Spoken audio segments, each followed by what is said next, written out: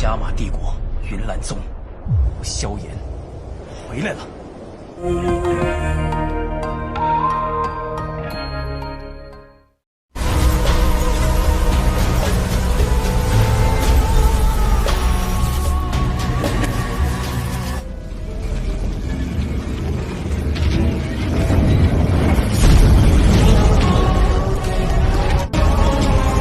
怎么不打了吗？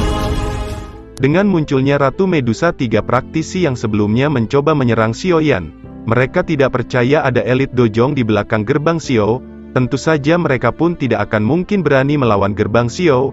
Sekarang mereka berniat pergi ke praktisi dari Black Corner. Mereka pun sangat marah dengan kemunculan praktisi gerbang Xiao yang dipimpin oleh Xiaoyan.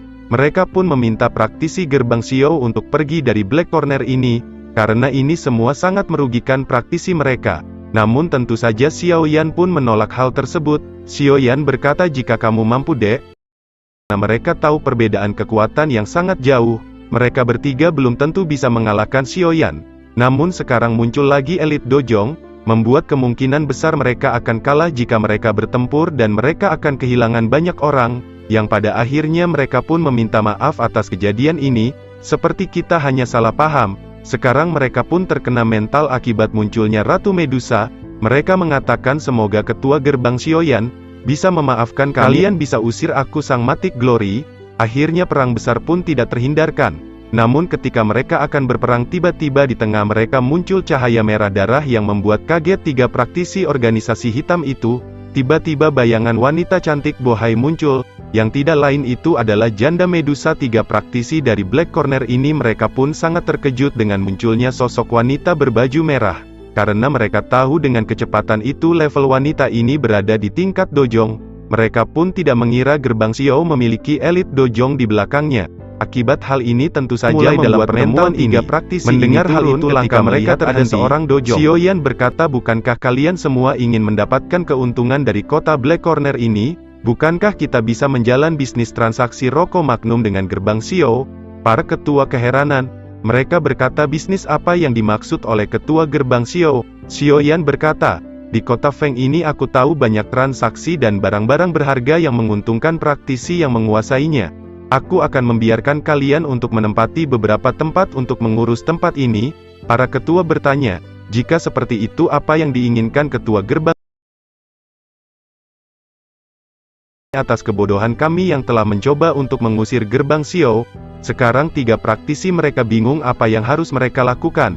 Yang pada akhirnya mereka pun berbicara dan mereka berniat untuk pergi. Karena mereka tak akan berani untuk melawan Xiaoyan dan janda Medusa. Mereka pun mengatakan bahwa mereka akan pergi untuk menyelesaikan masalah sekte yang lain.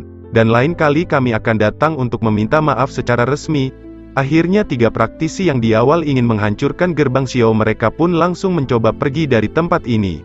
Namun ketika mereka akan bergegas pergi, Xiaoyan pun mengatakan, mengapa kalian pergi begitu cepat? Bukankah kita baru Xiao sebagai bahan pertukaran atas perjanjian ini? Xiaoyan mengatakan, aku memiliki musuh yang cukup kuat. Walaupun aku percaya diri karena aku sudah Matic Glory aku mampu mengalahkannya. Namun aku masih membutuhkan beberapa orang kuat untuk menangani pasukan miliknya. Mungkin dengan bantuan para ketua aku mampu meratakan sekte tersebut. Para ketua pun mengatakan, memangnya siapa musuh dari ketua dari gerbang Xiao? Apakah kami mengetahuinya? Xiaoyan langsung menghela napas dan mengatakan, aku akan menyerang sekte Mystic Cloud di Kaisar Jiama. Tentu saja tiga praktisi itu sangat terkejut mendengar pun mengetahui siapakah pemimpin sekte itu. Yang tidak lain Yun San, dia adalah seorang dojong juga. Membuat wajah para tiga praktisi hitam ini mereka pun bingung apa yang harus menjawab ajakan Xiaoyan. Salah satu ketua berkata bahwa sekte Mystic Cloud adalah salah satu sekte besar. Jika kita menyerangnya pasti akan sangat sulit bagi kita untuk menang. Bahkan dengan bantuan kekuatan kami sekalipun. Xiaoyan mengatakan mereka hanya memiliki seorang dojong dan beberapa orang dohuang, dan sisanya doang dan doling. Bukankah dari pihak kita juga memiliki seorang dojong? Dan aku hanya tinggal mengumpulkan beberapa orang dohuang. Tentu pasukan kita seimbang dengan para pasukan sekte Mystic Cloud. Apakah kalian masih belum yakin kita mampu mengalahkan sekte Mystic Cloud? Di pihak kita sama-sama memiliki seorang dojong, bukan? Harusnya tidak akan sulit bagi para ketua untuk memutuskan akan ikut dalam melakukan push rank ini. Xiaoyan menambahkan apakah para ketua akan melanjutkan bisnis ini.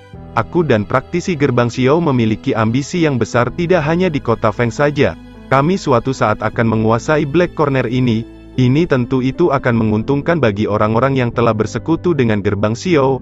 Xiaoyan menambahkan jika kalian mau membantu dalam perang besar ini maka aku tidak akan ragu untuk memberikan keuntungan kepada praktisi kalian. Sekarang 3 praktisi Black Corner ini mereka masih ragu apakah harus ikut dalam perang besar ini atau mereka tidak juga para prajurit lawan mereka. Kemudian setelah itu Xiaoyan pun langsung mengeluarkan sebuah pil yang tidak lain itu adalah pil Wang Perkasa.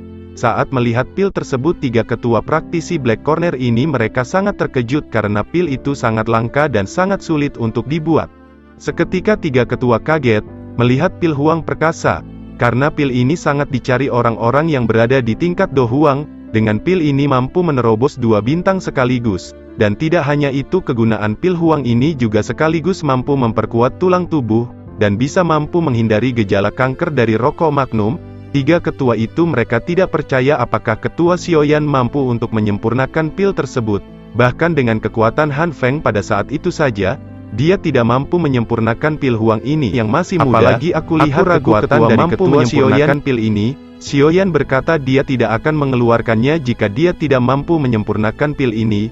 Kemudian di saat persamaan Xiaoyan pun langsung menjentikkan jari dan keluarlah api surgawi hijau gelap, yang membuat semua para ketua pun sangat terkejut karena Xiaoyan juga memiliki api surgawi. Setelah itu Xiaoyan pun kembali bertanya kepada para ketua apakah para ketua akan ikut bergabung dengan praktisi Xiao, untuk melakukan push rank melawan Yun San. Setelah lama mereka berpikir akhirnya mereka pun menyetujui untuk bergabung dengan praktisi Xiaoyan untuk melakukan push rank bersama. Setelah percakapan tersebut akhirnya para ketua pun meminta izin kepada Xiaoyan mereka pun akan pergi bersiap mempersiapkan praktisinya. Akhirnya Xiaoyan pun berhasil mengajak 3 praktisi ini untuk bergabung untuk melawan Yun San sebentar lagi. Akhirnya setelah itu Xiaoyan dan Xiaoli pun sangat bahagia dengan kejadian ini. Karena ini sesuai rencana, sekarang mereka memiliki pasukan untuk menyerang Yun San. Xiaoyan pun mengatakan ini semua sepertinya berkat janda Medusa, yang telah membantu kita membuat 3 praktisi itu ketar-ketir. Jika mungkin tidak dengan bantuan janda Medusa, aku tidak yakin kita tidak akan mudah menaklukkan 3 praktisi dari Black Corner itu. Xiaoli pun sangat terkejut ternyata wanita itu yang berada di depannya barusan adalah Ratu Medusa yang sangat legenda. Bagaimanapun Xiaoli telah berpetualang sangat jauh sampai ke Pulau Jawa, tentu saja dia mengetahui sosok Ratu Medusa yang sangat melegenda. Xiaoli tidak menyangka bahwa ternyata sosok di depannya ialah Ratu Medusa yang legenda itu. Kemudian Xiaoyan pun meminta Xiaoli untuk menyembunyikan identitas sebenarnya dari Ratu Medusa. Xiaoli pun mengatakan baiklah. Singkat cerita Xiaoyan pun akhirnya menemui Ratu Medusa kembali. Kemudian mereka pun berbicara berdua. Xiaoyan mengatakan berterima kasih atas bantuan yang telah diberikan oleh Ratu Medusa. Medusa pun dengan dingin berkata, apakah sebenarnya tujuanmu ingin aku juga membantumu melawan Yun San? Medusa pun mengatakan bahwa dirinya tidak ingin terlibat masalah apalagi dengan seseorang yang sama-sama kuat. Xiaoyan pun mengatakan bukankah kita telah memiliki perjanjian yang kita tidak bisa langgar bukan? Di sini Medusa pun sangat kesal karena Xiaoyan selalu memanfaatkan diri membantu dalam pertempuran ini. Medusa pun berkata pada saatnya tiba aku yang akan memutuskan akan membantumu atau tidak membantumu. Akhirnya setelah percakapan itu dirinya untuk menjadi tank pertempuran. Xiaoyan mengatakan mungkin dalam perang besar itu aku tidak akan memintamu untuk bertarung kamu bisa duduk santai jika kamu tak ingin membantu. Aku tidak akan memaksamu untuk dia menghilang dari hadapan Xiaoyan. Kemudian setelah itu cerita pun berpindah kepada Xiaoyan yang bertemu lagi kepada Xiaoli. Xiaoli melihat percakapan barusan Xiaoyan dengan Ratu Medusa. Xiaoli pun mengatakan kepada Xiaoyan, apakah kamu yakin Ratu Medusa akan membantu kita? Ketika kita melawan Yun San, sepertinya kita tidak bisa berharap sepenuhnya kepada Ratu Medusa. Xiaoyan jadi siapakah yang membantu kita jika melawan Yun San dan di saat kita dalam kritis? Xiaoyan mengatakan bahwa mengalahkan Yun San adalah urusan kusang matik glory. Namun apa yang dikatakan Xiaoli juga ada benarnya. Xiaoyan pun dia merasa bingung karena dalam sekte kita bisa mengalahkan Yun San tentu saja semua sekte Mystic Cloud akan kalah. Dalam pikiran Xiaoyan sekarang dia berpikir bagaimana dia harus dengan cepat menerobos Mystic Cloud. Tidak hanya Yun San, ada beberapa orang berlevel Do Huang yang sangat kuat, tentu